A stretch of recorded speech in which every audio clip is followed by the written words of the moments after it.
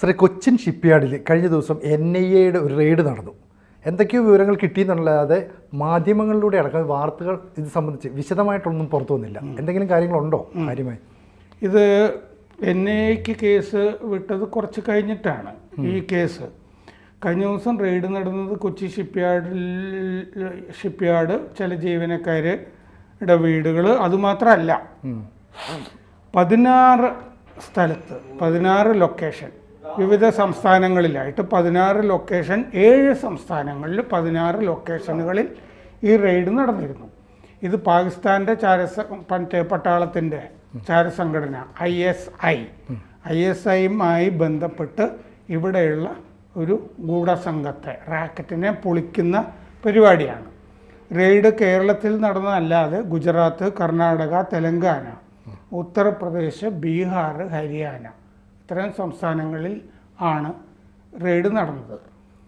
അപ്പോൾ Indian navy, നാവികസേനയെ സംബന്ധിച്ചിട്ടുള്ള രഹസ്യങ്ങൾ ഈ പാകിസ്ഥാന് കൊടുത്തു എന്നുള്ളതാണ് കണ്ടെത്തിയിരിക്കുന്ന തെളിവ്. ഈ കൊച്ചിയിൽ നടന്ന സംഭവത്തിലാണെങ്കിൽ ഒരു കരാർ തൊഴിലാളി ശ്രീനിഷ് പൂക്കോടൻ എന്ന് പറഞ്ഞയാൾ കഴിഞ്ഞ ഡിസംബറിൽ അറസ്റ്റ് ചെയ്തിരുന്നു, 2023.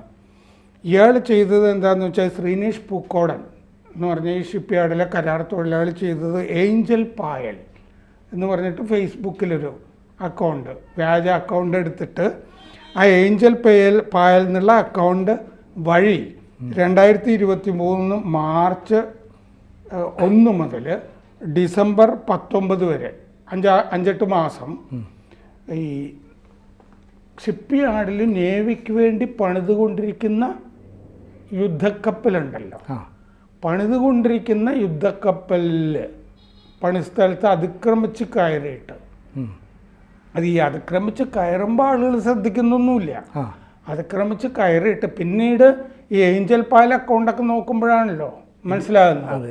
അതിക്രമിച്ച് കയറി ആ പണിതുകൊണ്ടിരിക്കുന്ന യുദ്ധക്കപ്പലിൻ്റെ ചിത്രമൊക്കെ എടുത്തിട്ട് ഈ ISI അപ്ലോഡ് ചെയ്യല്ല, നാട്ടുകാർ കാണാൻ വേണ്ടിയിട്ടല്ല, ISIക്ക് അയച്ചു കൊടുക്കുക.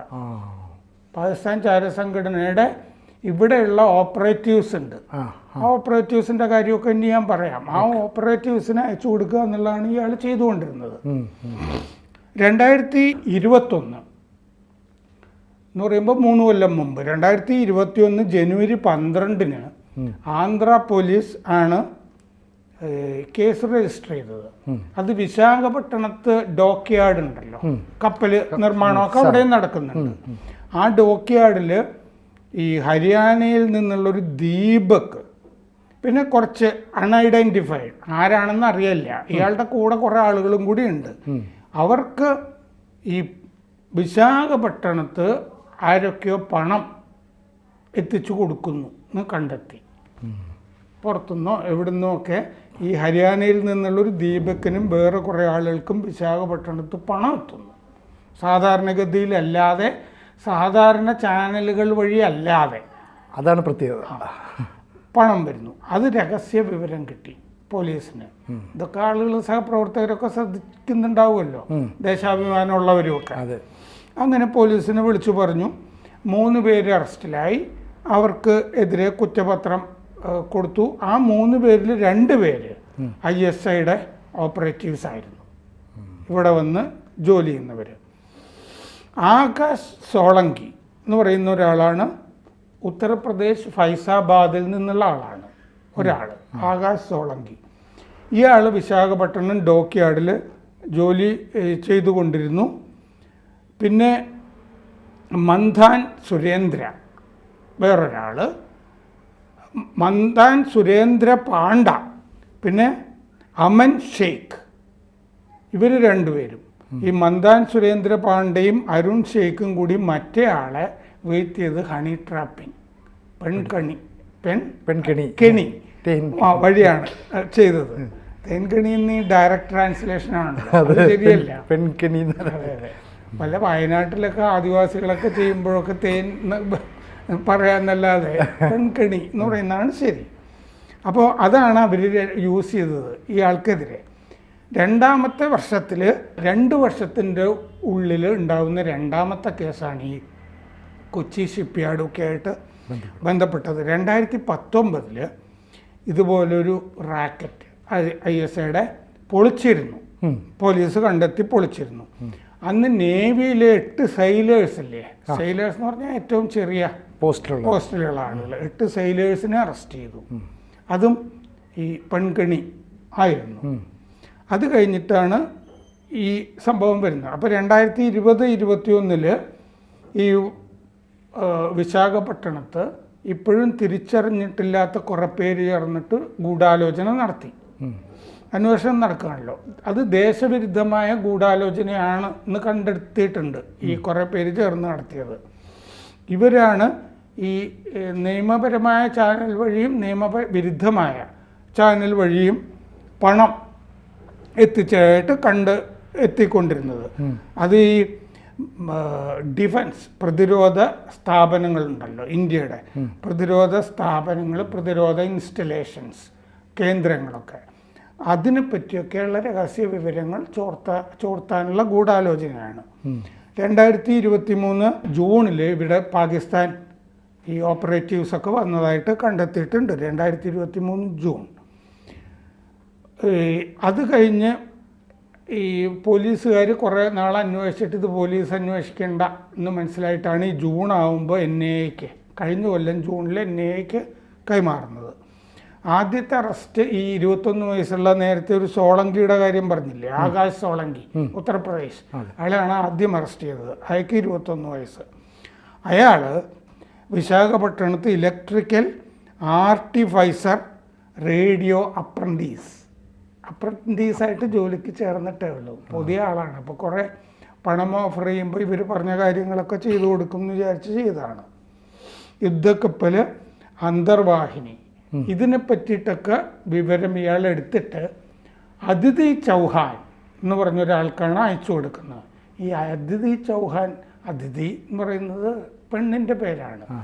അതിഥി ചൗഹാൻ എന്നുള്ള പേര് വ്യാജമാണ് എന്ന് കണ്ടെത്തിയിട്ടുണ്ട് NIA. അതൊരു ISI ഓപ്പറേറ്റീവിൻ്റെ വ്യാജ അക്കൗണ്ടാണത്. പിന്നെ പാകിസ്ഥാൻകാരൻ മീർ ബലാജ് ഖാൻ ഈ സോളങ്കിക്ക് പണം കൊടുത്തിരുന്നത്.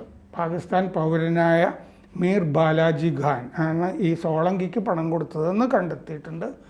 ആ പണം ക്രിപ്റ്റോ കറൻസി ആയിട്ടാണ് കൊടുത്തിരിക്കുന്നത്. അതാണ് ഈ ചാനലിൻ്റെയൊക്കെ വ്യത്യാസം. ഈ ക്രിപ്റ്റോ കറൻസിയുടെ ചാനൽ ലോകത്തിലെ ഏറ്റവും പ്രസിദ്ധമായിട്ടുള്ള ഒരെണ്ണം ഉണ്ടായിരുന്നല്ലോ, ബിനാൻസ് എന്ന് പറഞ്ഞിട്ട്. എൻ്റെ ഓർമ്മ ആ ബിനാൻസ് ഉണ്ടാക്കിയ ആളൊക്കെ ഇത് പൊളിഞ്ഞ് സ്ഥലം വിടുവോ എന്തൊക്കെ ഉണ്ടായി. ബിനാൻസിനെ പറ്റി കോവിഡ് കാലത്ത് ധാരാളം വാർത്തകൾ വായിച്ചതായിട്ട് എനിക്ക് ഓർമ്മയുണ്ട്. ഈ ബിനാൻസ് വഴിയാണ് ഇത് അയച്ചുകൊണ്ടിരുന്നത്. പിന്നെ ഇതിൽ പറഞ്ഞ പാണ്ഡ ഷെയ്ഖ് എന്ന് പറഞ്ഞ് 2 പേരെ പറ്റി പറഞ്ഞല്ലോ. അതെ, അവർ മുംബൈയിലായിരുന്നു. അവരെയും ഈ ബാലാജി ഖാനാണ് ബന്ധപ്പെട്ടിരുന്നത്. ഈ പാണ്ഡയെ കൈകാര്യം ചെയ്തുകൊണ്ടിരുന്നത് ആൽവൻ എന്ന് പറഞ്ഞൊരു ISI ചാരനാണ്. പക്ഷേ ഈ ആൽവൻ എന്നുള്ളതും വ്യാജപ്പേരാകാനാണ് സാധ്യത. അപ്പോൾ ആളുകളെയൊക്കെ കണ്ടുപിടിക്കാനുണ്ട് അവർ ശരിക്കും. ഷെയ്ഖിനെ 2023 നവംബറിൽ അറസ്റ്റ് ചെയ്തു. അയാൾ ചെയ്തുകൊണ്ടിരുന്നത് എന്താണെന്ന് വെച്ച് കഴിഞ്ഞാൽ ഈ സിമ്മൊക്കെ ഈ വ്യാജമായിട്ടൊക്കെ ഉള്ള സിമ്മുകളൊക്കെ ഉണ്ടാക്കി ഇവർക്ക് ആശയവിനിമയത്തിനൊക്കെ കൊടുക്കുക എന്നാണ് കണ്ടെത്തിക്കൊണ്ടിരുന്നത്. അപ്പോൾ NIA ഇവരെയൊക്കെ ചോദ്യം ചെയ്ത് കൊണ്ടിരുന്നപ്പോഴാണ് ഈ ഷിപ്പ്യാർഡിൽ ചില കാര്യങ്ങളൊക്കെ നടന്നതായിട്ടൊക്കെ അറിഞ്ഞിരുന്നത്. ഈ ശ്രീനീഷ് പൂക്കോടൻ, ഏഞ്ചൽ പായൽ എന്നുള്ള പേരിൽ ഓപ്പറേറ്റ് ചെയ്തിരുന്ന അയാളെ ഡിസംബറിൽ അറസ്റ്റ് ചെയ്തതാണ് കഴിഞ്ഞ കൊല്ലം. അപ്പോൾ ഇപ്പം നടന്ന റെയ്ഡ് വേറെ ചില ആളുകളും കൂടി ഇതിൽ ഇൻവോൾവ് ആണ്. അപ്പോൾ ഈ ഓരോരുത്തരെ പിടിക്കുമ്പോൾ അവരിൽ നിന്ന് കിട്ടുന്ന സൂചനകൾ അനുസരിച്ച് വരുന്ന അന്വേഷണത്തിൻ്റെ ഭാഗം അല്ലേ? അതാണ്. അപ്പോൾ നമ്മൾ അറിയുന്നത് എന്താണെന്ന് വെച്ച് കഴിഞ്ഞാൽ വേറെ സ്ഥലത്ത് ഒഡീഷയിലോ ഡൽഹിയിലോ ഒക്കെ ഈ ISI, പാകിസ്ഥാൻ പട്ടാളത്തിൻ്റെ ISI ഇവിടെ ആളുകളൊക്കെ പിടിക്കുമ്പോൾ 2 പേരെ പിടിക്കുമ്പോൾ 3 പേരെ പിടിക്കുമ്പോഴൊക്കെ നമ്മൾ ചർച്ച ചെയ്യാറുണ്ട്. അതെ, നമ്മുടെ തൊട്ടപ്പുറത്ത് കൊച്ചിയിൽ ഷിപ്പ് യാർഡിൽ ISI ചാരനുണ്ടായി കഴിഞ്ഞപ്പോൾ നമ്മുടെ മാധ്യമങ്ങളിത് ചർച്ച ചെയ്യുന്നില്ല, അന്വേഷിക്കുന്നില്ല. എന്നയോടൊക്കെ ചോദിച്ചാൽ എന്നെ സന്തോഷത്തോട് കൊടുക്കുമല്ലോ. ഈ ശ്രീനിഷ് പൂക്കോടനല്ലാതെ വേറെയും മലയാളികൾ ഇതിൻ്റെ അകത്തുണ്ട് എന്നുള്ളത് വളരെ വ്യക്തം. അപ്പോൾ ഇവരുടെ വീടുകളിലേക്കും ഈ അന്വേഷണം പോകില്ലേ? ഇവരെന്തെങ്കിലും സ്വാഭാവികമായ കാര്യങ്ങൾ കൊണ്ടുപോയോ എന്നൊക്കെ? അതൊക്കെ ഉണ്ടാവും. ഇത് പേരിൽ നിന്ന് തന്നെ നമുക്ക് ഏകദേശമൊക്കെ ആളുകളെയൊക്കെ അറിയാൻ പറ്റും. പക്ഷേ ഇത് ഒട്ടും നിസ്സാരമായി കാണാവുന്ന ഒന്നും അല്ലല്ലോ. ഒട്ടുമല്ലല്ലോ. ഇത് ISI മാത്രം ആകണം എന്നും ഇല്ല.